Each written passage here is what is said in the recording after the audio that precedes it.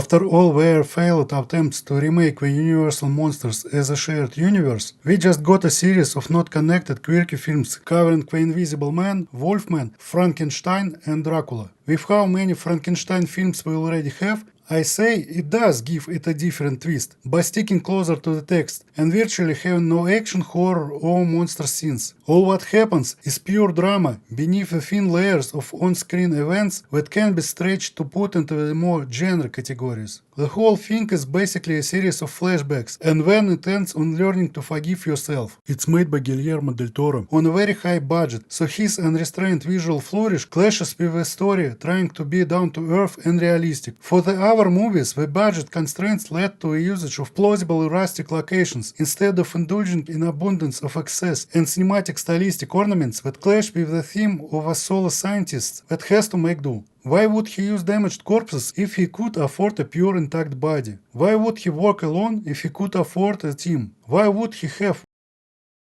one shot, one opportunity to seize everything he ever wanted in one moment?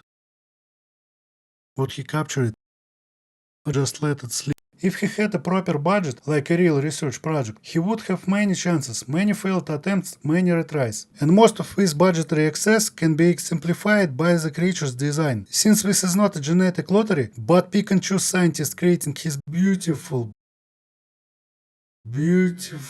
butterfly, he used a shredded muscle dude with pretty face, full hair, full set of perfect teeth. The only downsides are a yellow skin, black lips and creepy eyes. He's a trained surgeon. He can skin a corpse to minimize the amount of scaring. But this movie's design is full of needles cuts to add gribbles, to just say, because we can and our CGI budget can afford it. It, in this case, is to look like a medium budget second or third world CGI cartoon. And no, this file is high bitrate HD 180. So how I saw this cartoon is the way most people will see this film, at least for the foreseeable future. Worse than that, the movie even uses the line where he asks to find an intact head and face, only to assemble it from shreds in the end. And then the creature can regenerate without having any scars left, except the gribbles where they can be seen. I effing hate this design. I hate when they do something with his face. It's effing stupid. The iconic look of the old film is good for a reason. It's a normal, slightly decomposed head with a normal face of a stolen corpse. A bit worse for wear, and a second half head stuck on top to fit his enormous galaxy brain and all that electronics protruding from his neck. No gribbles. Monster High Frankie has one gribble on her face, but she is fine. On top of it, she is not made by the sergeant scientist Frankenstein. She is made by the monster and the bride. Anytime they do something with the monster's face, it is a choice no one will do. Just pick a corpse with a full head. Why do with Frankenstein? And the rest of his body is a complete crap. It's the modern futuristic sci-fi armor CGI cartoon where we went from the classic 80s 90s bulk to the outs sleek Apple mini craplism design. Well, overall it's a solid watch, a solid adaptation of a story they did not write. But while the visual access can make it more entertaining for some people, it doesn't match the presented tone. The non-monster cadavers are creepy enough, but then they are surrounded by glowing cartoony electro bulbs. Ютубач дискос.